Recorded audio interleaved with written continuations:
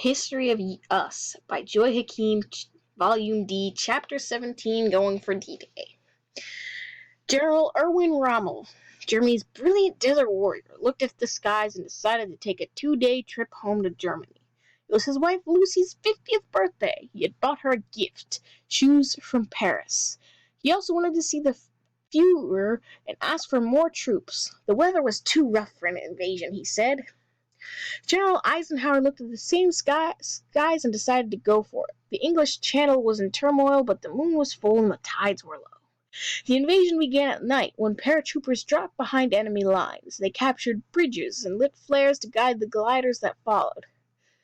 With all the sophisticated equipment available, it was a tiny child's toy, a snapper that made a sound like a cricket that the paratroopers used as a signal during the night so they could find each other. Then at daybreak, the sky filled with airplanes, wingtip to wingtip, 9,000 of them. 2 submarines raised flags to mark a landing area. The largest armada ever assembled appeared off the French coast. Landing vehicles, minesweepers, attack transports, tankers, cruisers, battleships, ocean liners, yachts, hospital ships, and puffing tugs. All the boats and ships that could be found. They made an awesome fleet, 20 miles wide. Giant military barrage balloons floated above to interfere with enemy planes. It was June 6, 1944, and forever it would be known as D-Day. The Allies were heading for the treacherous, mine-strewn beaches of Normandy in France, 100 miles from the nearest English port across the turbulent Channel. Enemy soldiers on bunkers on top of the Normandy cliffs, some of them 150 feet high, waited behind formidable enemy guns, heavy guns. But most were asleep. No one was expecting an attack in this weather. Rommel wasn't the only officer on vacation. Most of the German leaders had taken the weekend off. This picture here shows General Dwight Eisenhower, Supreme Allied Commander, meeting with the troops 24 hours before D-Day. This says Hitler was known in Germany as Der Führer, which means the leader in German. What happened next? The landing had been planned with the precision of a ballet. Everyone had a place and time in the drama. And at 4 of the 5 landing beaches, things went more or less on schedule. But on Omaha Beach, one of 2 beaches where Americans landed, everything seemed snafu'd. The first men ashore couldn't secure the beaches. What was supposed to take minutes took hours. Of 32 tanks with collars that were supposed to keep them afloat, 27 sank in the choppy water with men inside. Allied planes sent to bomb the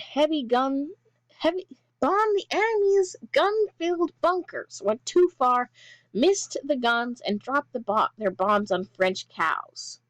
Immense traffic jams of men and supplies backed up in the water and on the beaches. Mines and shells were exploding everywhere. Gliders dropped men and supplies behind the beaches into swampland, where many sank. This picture shows June 6, 1974. Landing ships offloaded tanks, trucks, supplies, and personnel on Omaha Beach as the invasion of Normandy began. This picture says facing heavy machine gun fire, American soldiers leave their landing craft and wade to shore on the Normandy coast. This picture says in World War II, many soldiers suffered from combat fatigue.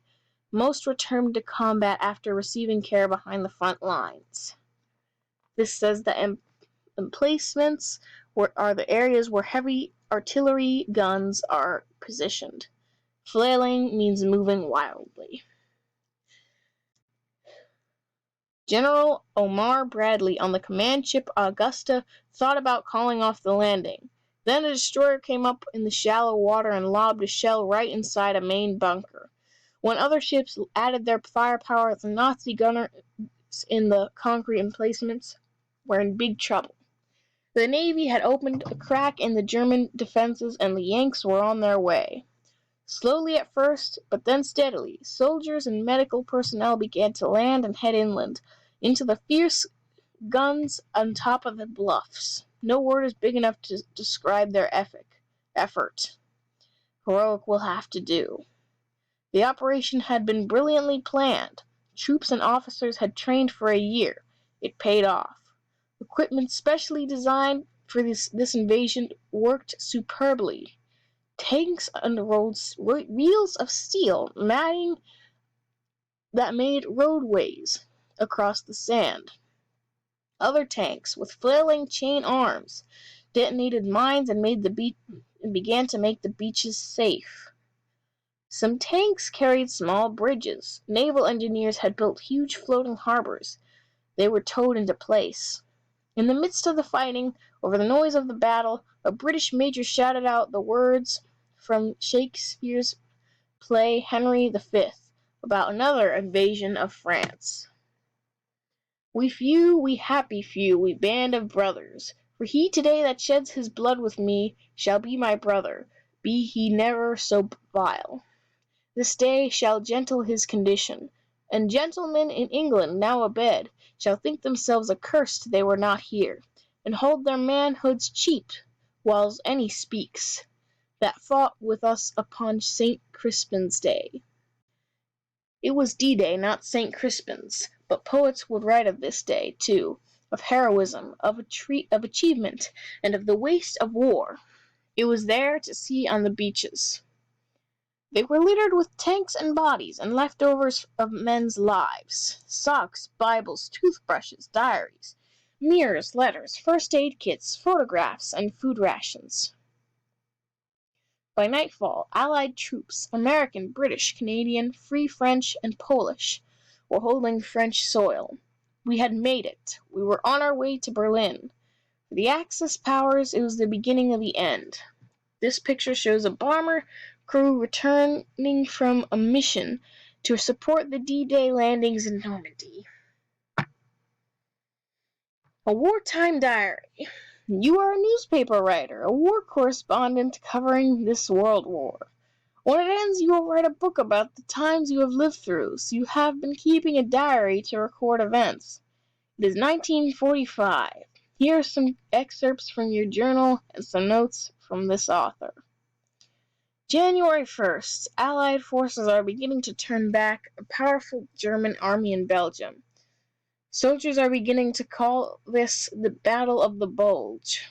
The strong German offensive created a bulge in the Allied defensive line. Whatever you want to call this battle, it is fierce. Still, it looks as if it will be a good year for the Allies. Germany's armies are being battered to the ground, its cities pounded from the air. January 20th, FDR is inaugurated for a fourth term as president. No other president has served more than twice. January 24th, Russian soldiers have crossed the Oder River and for the first time are on German soil. January 27th, today in Poland, Soviet forces liberate a German concentration camp.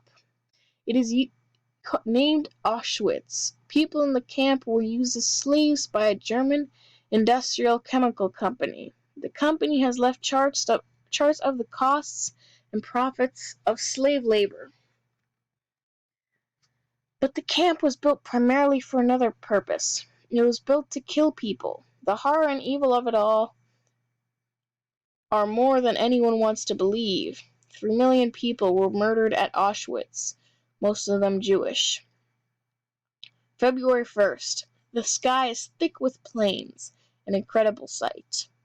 1,000 airplanes are flying over Europe and on their way to bomb Berlin.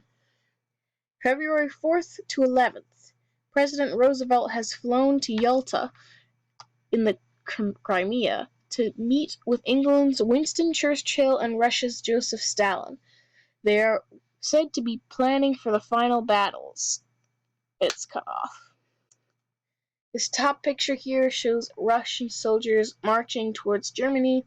This one over here says an American tank moves along an icy road in the Ardennes forest during the Battle of the Bulge, the last major German offensive in World War II.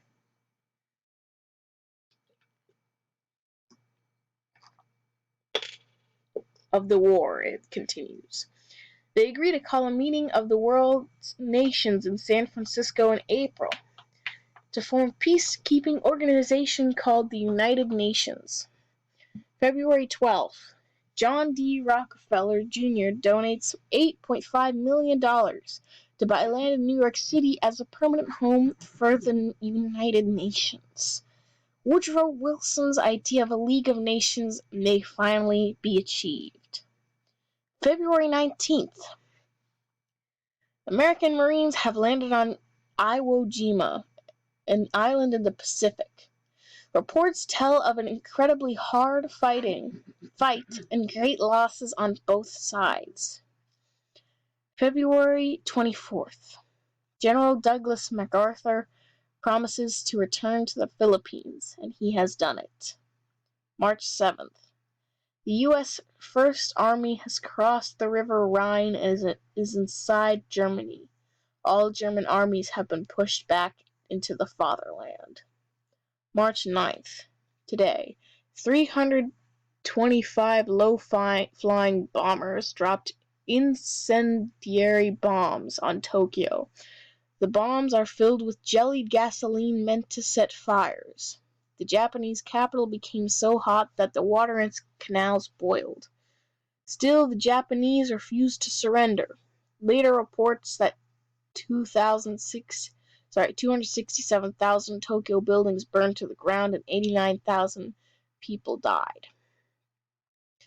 March 21st. Today we watched an enormous air armada fly overhead on its way to Germany. There were 7,000 Allied planes. Until now, most bombing raids have been at night to make it difficult for the anti-aircraft guns and fighter planes to see the bombers. Now Germany has little firepower left. The bombers fly at will. Bomb damage there is said to be devastating.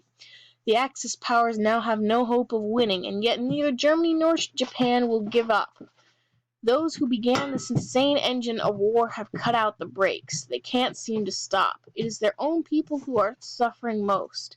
Do the warlords care?